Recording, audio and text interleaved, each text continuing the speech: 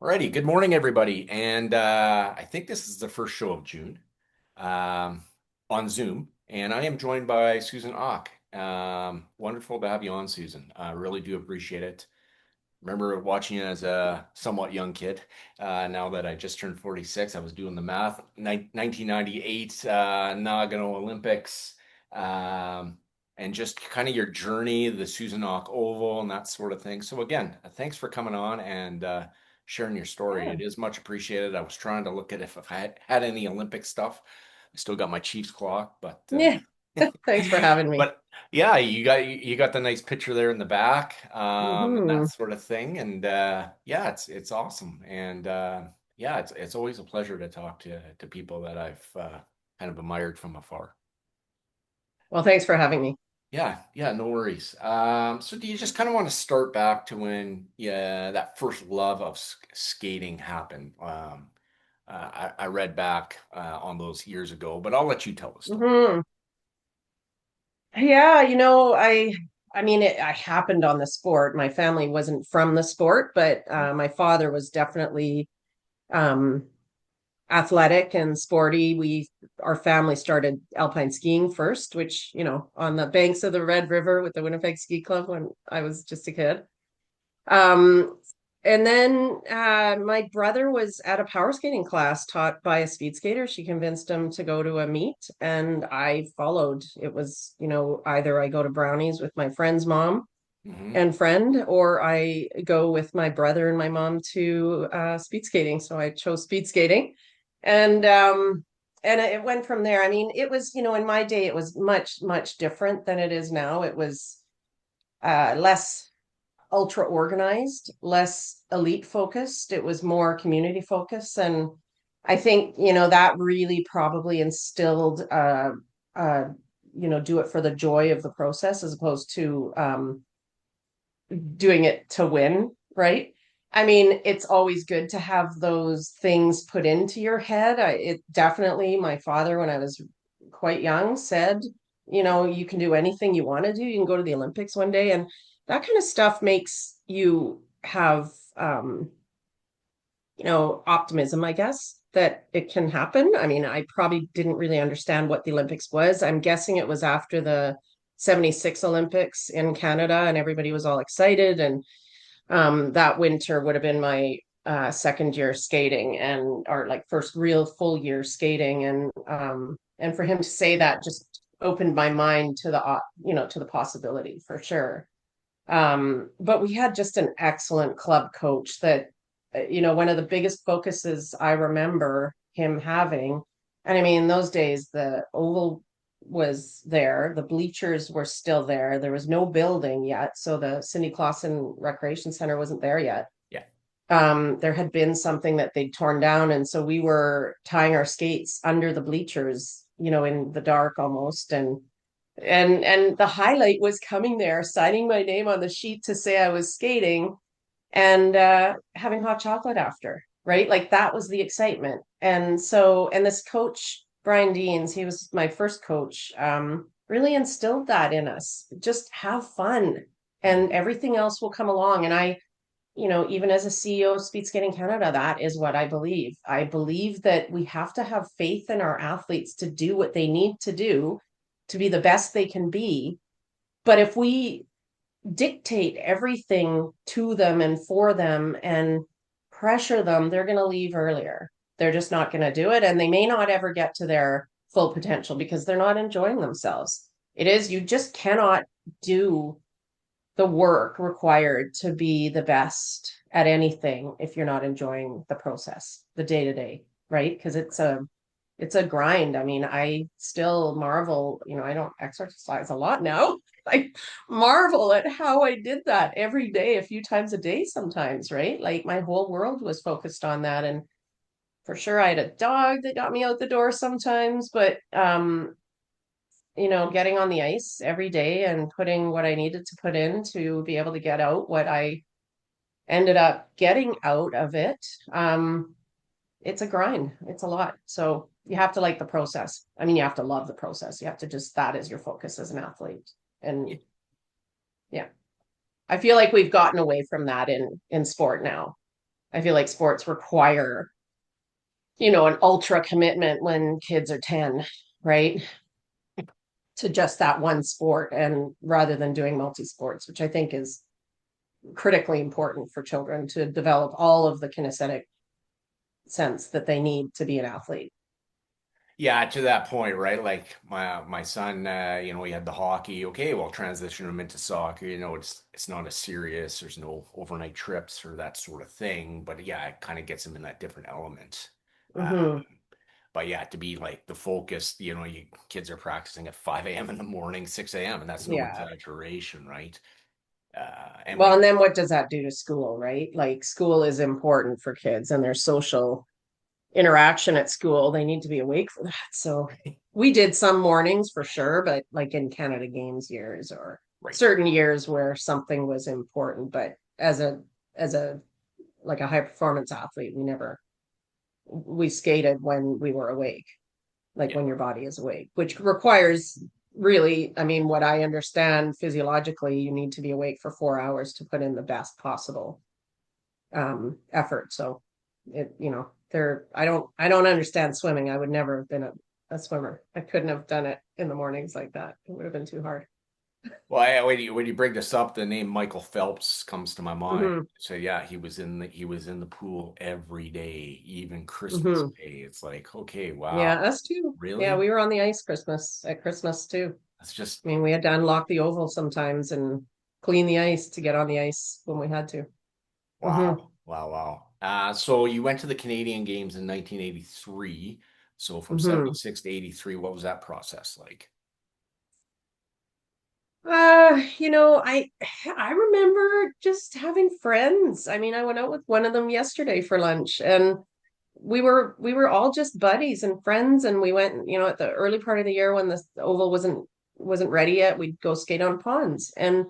But for sure I excelled quickly. I mean, I had some natural talent um and I got good fast and I was competitive, which I probably got from my mom and my dad was very athletic, so I got that from him and wanted to win, right? I wanted to go on the ice and win and but I also loved the process. So, I was very good at short track, always wanted to be better at long track, just wasn't strong enough on the long track and outdoor with snow and wind. And I think I tried to make the Canada Games team in long track as well, but didn't, made it in short track. And then all of a sudden I got all this attention in short track, winning the two individual races at the Canada Games. And I think it was the first time short track was in the Canada Games actually.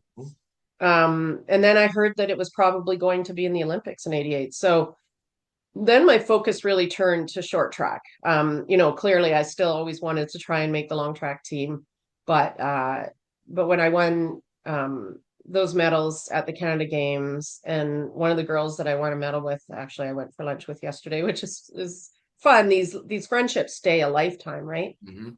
Um, we uh, we just had a blast when we were young. I just, my memories of that Canada Games, for sure they're in the races, but they're also the first time I did dope control testing. That was kind of fun, interesting.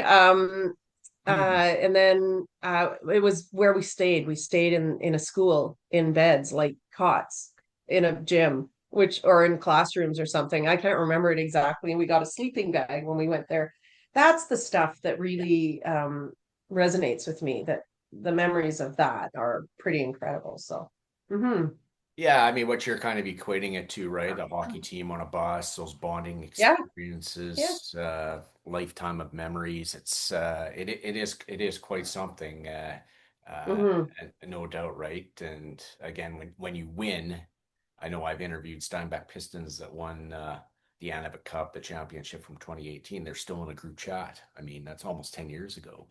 Yeah, It's incredible, right? that's And you're going awesome. That's further great. back, right? So. Yeah, yeah, The more I keep doing this, the more I realize it's about the relationships and everything else kind of blooms.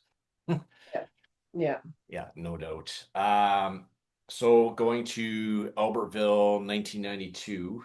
So your first Olympic experience, and then just kind of wanted Well, to. I did do short track in Calgary, right? Okay, So that was demonstration, okay.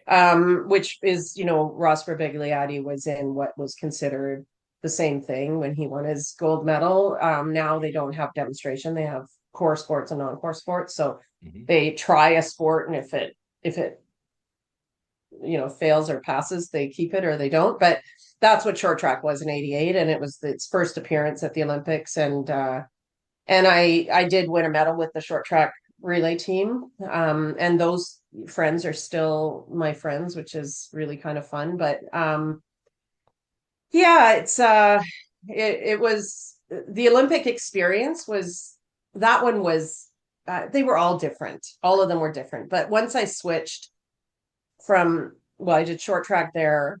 In Canada, Canadians have a lot of pressure to be good in short track. We've been historically one of the top countries forever since the beginning of short track. I mean, the Canadian, one of our uh, great Canadian sort of supporters, Jean Grenier, he helped get short track on the international scene and even at the Olympics, right? So Canada had a lot to do with the Olympics accepting short track, and now it's a premium sport. It's one of the few that even as a CEO of the sport, you don't automatically get tickets to get into at the Olympics. So I learned that when I was CEO, but it's short track. So I had pressure from short track because I was always expected to perform, Hmm. then went to long track and brought that pressure with me. And yeah, I expected to win a medal in Albertville, or maybe I didn't expect to. I think, I still then I was afraid to set my goals too high. And I think I made a goal of top six and I ended up sixth. So, there's a picture of me after the race and I was pretty pissed off. I thought for sure I could have been in the medals if I had really expected it. And so I changed that attitude in me. I had a coach that grabbed me before I went out and talked to the media and said, don't focus on what you just did, focus on where you're going. So tell them what you're going to do 2 years from now. And that was the day I learned how to use the media to, put positive pressure on me and hold me accountable to my goals. So that's really what I used the media in those days to help me focus on where I was going. It was great. Hmm. Did you ever have the chance to? You obviously had the chance to get interviewed by Brian Williams, right? Oh yeah, Yeah. yeah. Yeah, a So, lot. part, Ron McLean, all those yes, guys. Yeah, correct. Rod Black was the big one for me because he grew up in Transcona and gave Yes. me my first sports salute. Was the DJ at the roller rink and at the local bar. And then we're at the Olympics, and him and Valerie Pringle were the lead media guys for Canada Right. um, at the Olympics in Lillehammer in '94, and and then in 2010 we commentated together at the Vancouver Olympics. So I have a long history with Rod Black, but yeah, Ron McLean and Brian Williams, they were just amazing for me. I mean, they're Olympic voices, right? You can still hear their voices when you think of the Olympics. So Yes, you can, right? And yeah, Brian Williams for me was always that staple and looking to his clocks and everything else. So yeah, yeah, but yeah. yeah, I mean, yeah, speed skating has kind of been that staple for Canada. Hmm. We look at the Cindy Clausens, that's kind of the common one, the Jeremy Hmm. Weatherspoons, etc. Yeah. So what made you decide to unretire and then go to Salt Lake? Yeah, I think if I could do it again, without changing, the children I have now, the husband I have now, all that stuff, I would probably have skated another year and then retired as opposed to retiring right after the games. I think, it's hard. I would never criticize an athlete who has a difficult time retiring. It is it becomes such a big part of your identity and your day-to-day routine, right? So somehow I didn't really understand that I relied on the sport to get me up in the mornings, right? And get out of bed and go to the oval. And I found it incredibly difficult retiring and came back and had, some of my fastest times are from after I came back. But then I tried to do too much. I went into bike racing and didn't, it just changed my cadence. I could never get my rhythm back on the ice. Your Hmm. how fast you spin your legs on a bike is so much faster than you move your legs on the ice. And I just could not dial it back anymore. And then just the advent of molded boots, and I had a hard time, not being able to manipulate the blades on the ice with leather boots. So it was my time to retire after Salt Lake for sure. But and then it's hard to retire before an Olympics, right? So yeah, if I could do it again, maybe I'd have gone one more. I would always recommend athletes keep going for a year after an Olympic Games just to make sure they're ready to retire. Right. But I mean, it didn't hurt me or do any damage to me. It was actually a fun Olympics, and I got to see, and mentor Cindy Clausen a little bit at that games, and that was also really fun. So I don't have any regrets or anything. I just maybe would have gotten on with my life a little, 3 years earlier, maybe done TV a little bit more or something like that. But I don't have any regrets for sure. But that was, I think, the reason I came back was I wasn't done. Right. I didn't feel done yet. So. Yeah. And it's good to kind of explore all the options, and then as you say, you're good. What was it like living in the Olympic villages? They were all different. It was it was eye-opening how unimportant the athletes were at the Olympics in those days. We I remember in Albertville it was quite beautiful. And I'm not saying the athletes are not important, right? But the media and the VIPs and all that, they're I think the villages have changed a lot now. They're really high end. Lillehammer, we stayed in at Cohut's, which was weird. Hmm. Or something like an Echo Hut, but it was a tiny little room that fit a bed and a desk, and that's it. And down the hallway was the shower and the and the bathroom, and it was a satellite village though, so I don't know. I don't even know if I saw the village in Lillehammer. It was in Hamar. We were the figure skaters in Hamar, a small town out like an hour away from Lillehammer. Hmm. Um, yeah, the village community is awesome for sure. The actual residences maybe have something could be better sometimes, but there I think things have come a long ways now, and the villages are quite amazing. The Canadian Olympic Committee has they've changed a lot. They put some money. I think they actually put some money into their own residences now at the Olympics. So in the early days, I don't even remember mission staff, right? And now it's such a big part of the games. So particularly, at least with the Canadian team, from what I've seen. But yeah, it's really cool. It's a community. It's like going to camp. Yeah. That's what the Olympics are. It's like going to camp as an adult. Yeah. That's so good, right? Again, community relationships that come out of that. Yeah, oh for sure. It was the first place I ever sent an email was at the Calgary Olympics in the village. They had these terminals like bank machines where you could email other athletes, which, was pretty fun. I that yeah, that you couldn't even comprehend how it worked in those days, right? 88, that's I don't know, the first email maybe after that would have been in the mid 90s or late Yeah. 90s, right? So yeah, it was hard to comprehend. And I think they still had that system even in Salt Lake, or maybe not Salt Lake, maybe just Nagano, but Hmm. maybe they still do. I'm not actually sure. I doubt it because everybody has their own phones now, but um it was Great. it was cool. Yeah, the new inventions that come out during the Olympics, and again, to go back to Calgary, right? Right. It was this like kind of new phenomena for Canada. Hmm. Again, I was 9 years old at the time, but what I remember was this was a big deal when Elizabeth Manley won that bronze medal in figure skating. Like Yeah. that was massive, right? And then 76, they win the one gold. And now that narrative has kind of changed for Canada. And especially in 2010 with Own the Podium. Hmm. We saw Melissa Hollingsworth in tears, and then John Montgomery from Russell, Manitoba, as Brian Williams says, Yeah. wins that gold medal and kind of ignites that. But again, can't forget about Cindy Claus in '06. Hmm. Like, I don't think Canadian athletes are just happy to be there. That's my point anymore. No, it's a different machine now. I mean, Own the Podium, definitely. uh I have my issues with the philosophy of winning medals as a focus or a focal Mhm. point.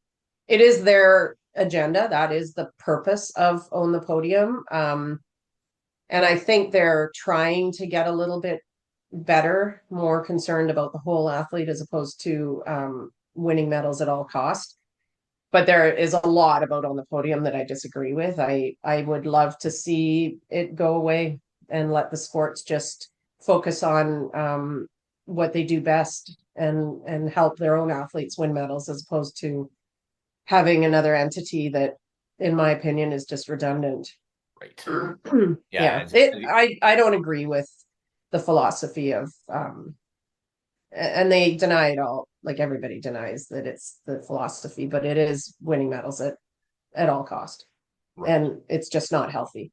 Right. So And as you said before, it's about getting to the core about having fun.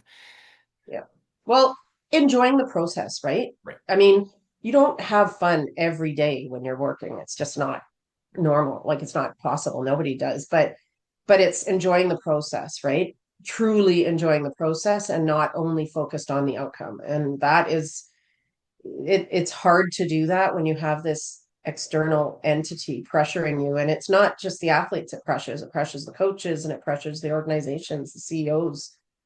I felt bullied by Own the Podium. And there were constant threats as a CEO.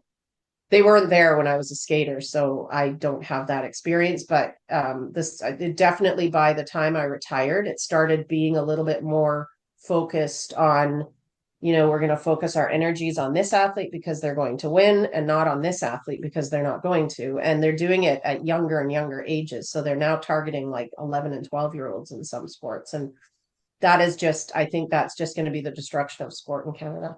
I see. Did you have any superstitions as a skater? Maybe put the right skate on before the left, or uh, No, I mean, I had my routines for sure, that were just comforting because then I could be thinking about what I had to do on the ice as opposed to, breaking a lace or something. But no, I never really had, there were skaters that had that kind of stuff. I intentionally tried to change things up because I just didn't believe that we would always be able to do the same thing over and over. And I don't think you keep winning if you do the same thing over and over. If you stick with your, you know, uh, the same habits, you just don't get better. But no, I never had any superstitions. I not, I you don't want to jinx something, right? right?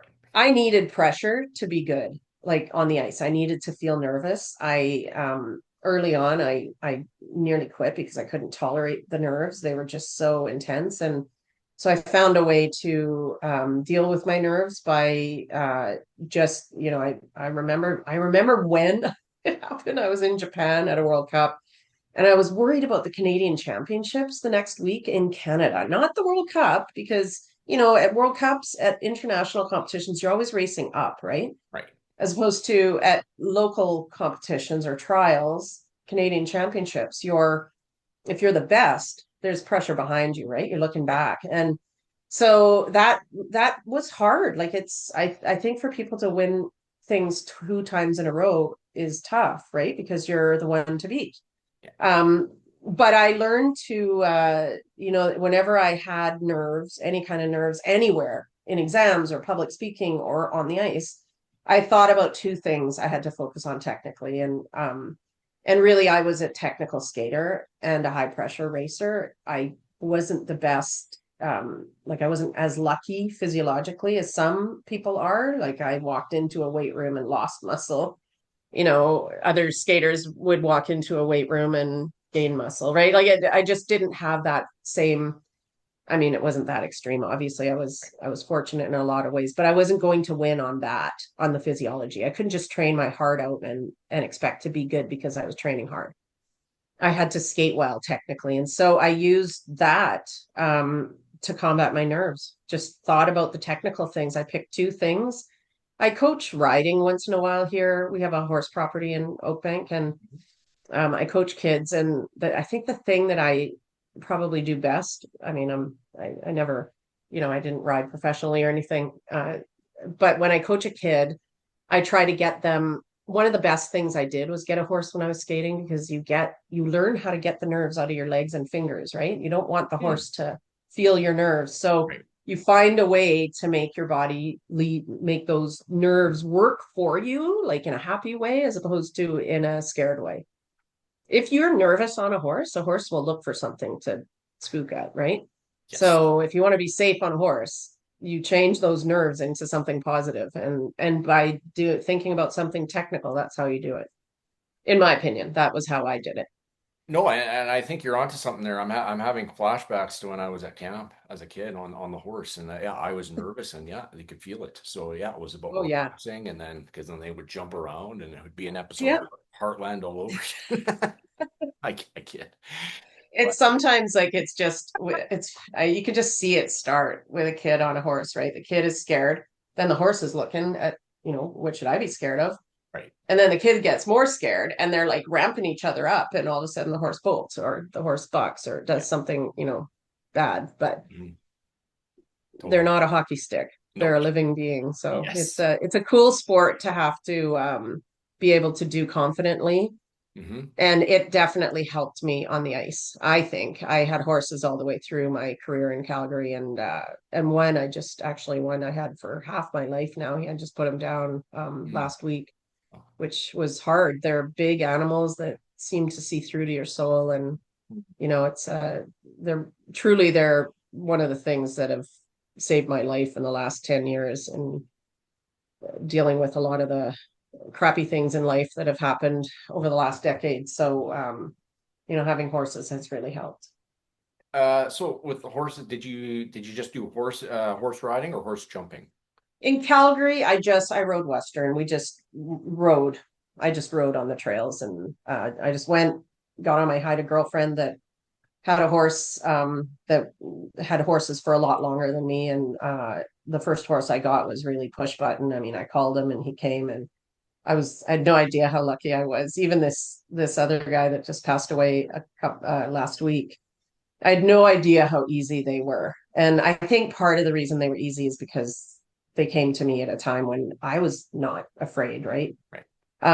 But yeah, no, I just got on the horse and we took our dogs and walked through Fish Creek Park and to Spruce Meadows just to see what the flags would do to the horses, and through the neighborhoods and through ponds and for cattle drives. And I did some team penning, and I Nice. did that up until we bought our place here in Oakbank, and my kids started jumping. And then obviously I got into English riding and doing some show jumping.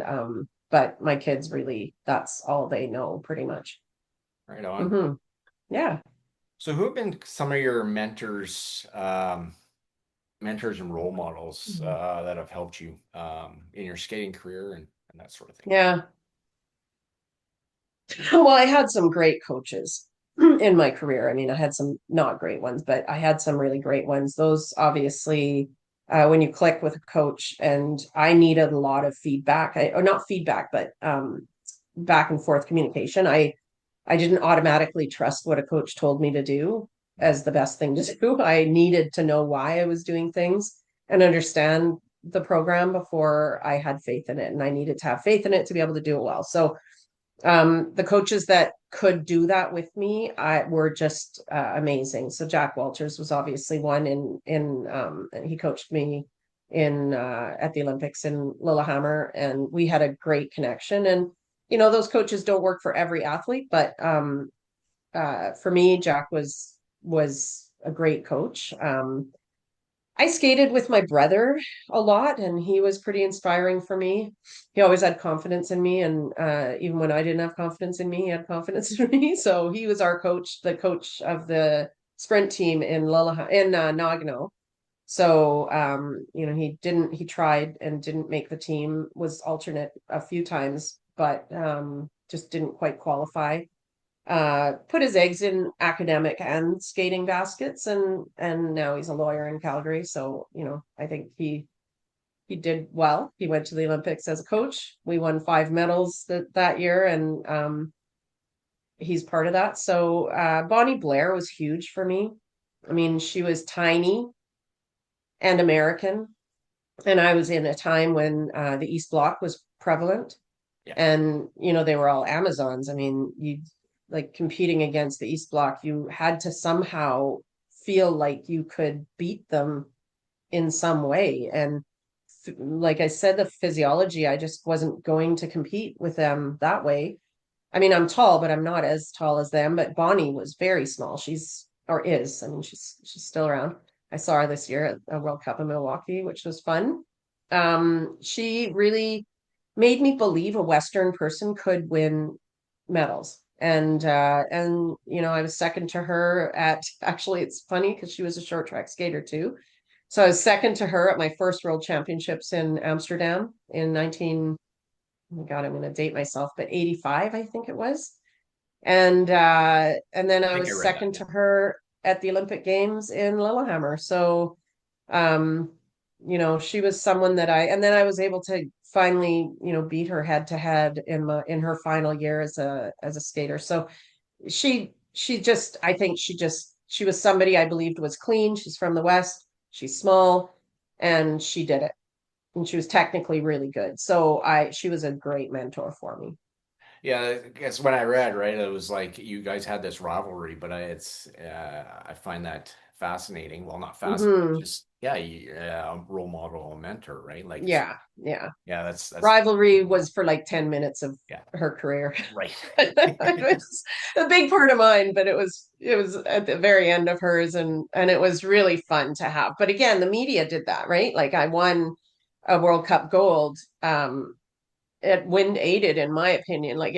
I really didn't believe I was better than her then, right? Right. But I won a gold medal, and then 2 weeks later, we had a World Cup in Calgary where the conditions are obviously equal for everyone. And that whole 2 weeks, the media was going crazy about me potentially winning a gold medal at home. Um, from what I understand, it sold out the Oval. Like they did such a good job of convincing me I could win that I actually did win, which was hard to believe for me. But it's just, you know, the power you can have in your head is incredible. Even in Nagano, like at the Olympics in Nagano, I could not squat on my right leg, my body weight, and Hmm. somehow won a medal. So I had knee surgery a year and a half earlier, and I just, you know, it wasn't it was knee surgery with my quad tendon had ruptured, and I had it re-injured. It was a different kind of surgery in those days, like it was real surgery. Right. It wasn't arthroscopic. Not that that's not real surgery, but it was, you know, exploratory, and there's a really long recovery, and I couldn't squat on one leg without my knee collapsing. But yet I was able to Hmm. do it with the flow of movement on the ice, and I still won a medal. So, you know, the power of our minds is unbelievable. Just the belief that you're going to do it. It never occurred to me that I wasn't going to win a medal there. It was just which color. It was whether it was gold or silver, right? And I remember sitting on a panel after the Olympics with the physio that worked with me and also the doctor who did the surgery. And the physio actually said, like, I wasn't sure she was ever going to be able to exercise properly again, never mind skate and win a medal. And I was like, what? You never let me know that, which was great, right? I Right. mean, she kept that from me and had faith in me, and that I don't know if all of that is there for athletes these days, right? Like they have private meetings without the athletes. I think it gives them some starting in those days, like the sport support teams that are working for the athletes, around the athletes, but not with the athletes somehow. The athletes aren't as involved in their own destiny as I was in those days. And yeah, it's things have changed a lot, but yeah, that was a pretty great time. Yeah, as I say, a vivid memory. I was on the verge of turning 19. I remember, like, again, it was the time zone. Again, you're up late, you're watching this, right? Just like yeah, the Trevor Linden goal at the tie. Mhm. You just, it's etched in your mind, and you had the medal in your mouth there, and just so Yeah. when you win that gold medal, or when you won that gold medal in particular in Nagano, are you thinking, okay, or is everybody up in Calgary at 1 a.m. in the morning watching this and that sort of thing? Can you just kind of feel the energy from Canada? I'm not trying to sound kind of out there, but I think you get what I Well, mean. that we do when you're at the games, the Canadian Olympic Committee does a good job of collecting letters from kids and showing the support to the athletes. So they give the athletes letters, and we do know the support we get for sure. You see it on TV, you see it now, the athletes see it on the internet. It's different, right? But certainly you feel the support, and the media makes sure that you hear and see what's going on at home for you, right? Right. So we all see that, and then we do interviews after. It's kind of cool. I mean, for sure the support that I felt was incredible. Yeah. Yeah. And still feel from the public, right? It's internally I don't feel any support anymore, but externally from the public I still feel that incredible support. So yeah, like you're out and about. Do people still ask, maybe for a picture or an autograph? Talk to you Yeah, I about mean, Littlehammer, Nagano? yeah. Yeah, I don't I pictures maybe not autographs so much. People wonder if I'm that Susan Auch, or I've had weird questions like what's it like to have the same name as someone famous? So I have to laugh. Or I get yeah, I don't think people recognize me necessarily anymore. I mean, I've aged and I have a little bit of gray hair now, so I look different for sure, and people don't necessarily recognize. I'm not in the media as much, right? So people wouldn't necessarily know me anymore. But when they hear my name, they wonder why they recognize it, and I'm pretty open about it. I don't make people like I don't assume people know, and I don't make them guess. So I usually Mhm. just tell people who might know it from the Olympics or yeah. Right. Yeah. Mhm. So yeah, I get you, right. It's I had that a few weeks ago. I was at the Jets playoff game and a guy inboxes me. This guy's sitting in behind you, so he took a picture of my back of my head and sent it to him. It's like I know I'm kind of whatever, it's now I'm on the That's internet and that's how it goes. yeah, Like, hey, that's I'm like, great. hey, Warren, how's it going? Oh, good to see you. Yeah, this one now. That's funny. It's kind of interesting that way. So Yeah. good, good. Anything else I haven't covered? Just in regards to the sport or any um, Yeah. where you like. I always like to say, ask people where you like to be in 5 years, that sort of thing too. Oh, well, I'd like to be far away from where I am currently in 5 years. Not physically, but the situation that I'm going through right now is pretty tough. And I think the sport has been completely ridiculous. And I I think, we're in a culture now that people um I feel as a woman, you get too high for some people's liking and they try to push you down. And I Hmm. feel like I've had that for the last few years. And that's hard. And I'm finally speaking out a little bit about it, about my experiences with Speed Skating Canada, with the crappy boss I had. Just men that try to push women down. It's especially when they're in a leadership position over a woman that they think has power. It's tough. It's tough being a woman sometimes. I mean, I think men are in that same situation sometimes. But for me, it was a tough job when I was CEO at Speed Skating Canada with the president that I had. who was my boss, who's a dad ultimately, right? He's the dad of a kid who didn't quite make it. And I think they want to live their power through their time as a board member or president. He was elevated to president when I became CEO, and so our positions changed.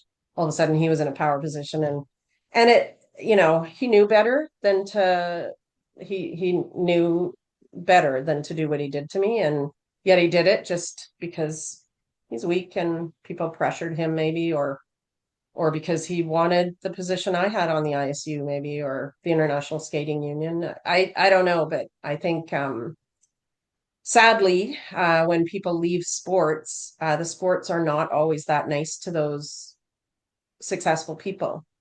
The people running sport now, finally, we're getting some athlete leadership back in the sports with Therese Brisson, and some and sports are hiring former athletes as leaders in the sport. But when I went in as CEO, even as president or vice president with the sport, and even as a board member, I was asked not to run for the board that year because someone else was running. It's so baffling to me that I heard Eric Miles from the COC told Kathy Priestner that two women running speed skating, it's never going to succeed, or something like that. Like, that kind of stuff is just bullshit, right? Like, we're not just lucky to do what we did as Olympic athletes, right? We did that because we worked for it and we're successful at it, at what we did strategically, right? It's not like I just showed up every day and hoped to do well, right? I function, especially in my time when there wasn't support from the sport, right? In my first year in long track, I was the top ranked skater and they didn't send women to World Cups. So, we had to fight for everything we got, and the expectation should be higher for us when we leave sports. But it just isn't. And yeah, the sport has pretty much thrown me away in Canada. Yeah, I mean, if I look at it with in particular with football, just in the Manitoba ranks, you got Maya Turner Hmm. being the kicker for University of Manitoba Bisons, and then we Yeah. we all know the speech Brian Dobie, right? Like, again, it's there should be no gender discrimination, that sort of thing, right? It's women's soccer is huge. These sorts of things Hmm. are gaining traction. Yeah. I truly believe, Hmm. just from the For outside sure. looking in. Women's sport is starting to be more fun. I think there are differences, obviously. I don't think women have to do everything men do. I think having access to sports as a child has gotten much like better and better for girls in sport. And I do think that it's fun watching certain sports, just the women, because they lacking the strength, maybe they have to be technically better than men sometimes, right? So tennis is one of those sports that you can just see the technical ability in those women, but they're powerhouses too, right? I love watching both, right? Men and women, we're different. There's going to be differences for sure. Yeah, I mean, Andreescu winning the U.S. Open in 2019, that kind of launched it, right? Hmm. And Yeah. yeah, I don't want to mess with her, uh, For sure, for sure. uh, I would have to be pretty prepared to receive that serve. That's what that's what Yeah, I'm getting at. yeah. Like, oh wow, like to do that on that stage. I mean, I remember these You'd moments run because away from it. yeah, Yeah. again, yeah, I was at the Banjo Bowl that year, and the announcements made that she made that, and usually they make the announcement about the Blue Jays winning because they're in the wild card That's race, whatever. amazing. But that That's and the awesome. place went nuts. It's like, That's so okay, great. this is unreal. This is a Yeah, watershed moment, right? that's amazing. It's amazing. I mean, there's a lot of work to still do, obviously, on gender equity in the world. I don't, in Canada, I don't think young girls feel persecuted the same way, or whatever, stunted or withheld from things the same way that maybe we did when I was young. But it's still a long ways to go. It's there's a long ways to go, I think. But but we're getting there. And I don't think we're shoving it in everybody's face anymore. We're just moving forward slowly Slowly and and surely. methodically. Yeah. It's good. Right on. Well, Yeah. Susan, this has been such a pleasure to talk to you and to hear about your experiences. And yeah, yeah, it's been great. So yeah, I wish you an awesome day and a great week ahead. All right. Thank you so much. Yeah, no worries. Take care. Bye bye. Bye bye.